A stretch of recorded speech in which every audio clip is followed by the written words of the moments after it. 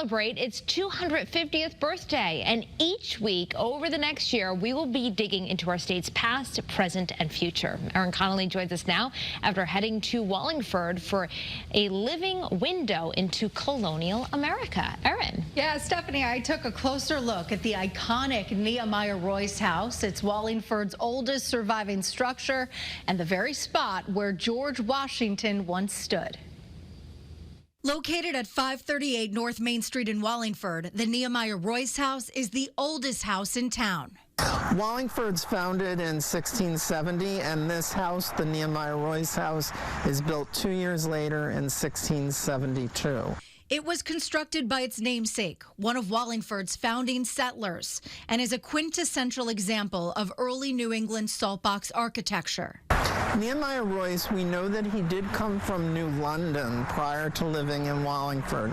He was a tanner, which is somebody who works with animal hides to make them into leather goods. So you would have gone to him to buy shoes, to buy a saddle for your horse. Notably, the house, which was owned by the Royce family for 200 years, was visited twice by George Washington. In fact, this shows George Washington, I believe, arriving in Cambridge, Massachusetts after he left this house, that's an etching from that period. He visited once in 1775 when he was a general, and later in 1789 when he was the President of the United States. The first time he was coming through, headed to Boston, we do know that he bought gunpowder while he was in Wallingford, presumably for the troops. The second time as president, he was touring the whole United States. The home was moved 400 feet to its current location in 1924. In 1995, it was gifted from Choate Rosemary Hall to the Wallingford Historic Preservation Trust.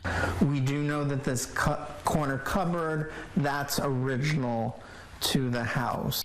Jerry Farrell Jr. is president of the trust. He says over the last 30 years, they have worked to restore the property. Well, it's always money. You could think, oh, it's wonderful to preserve, but we've spent hundreds of thousands of dollars on the house. The trust has also worked to showcase some of the more difficult parts of the home's history, including the story of Dick Freedom, a formerly enslaved man owned by the Royce family. He fought in the Revolutionary War and is memorialized on the property.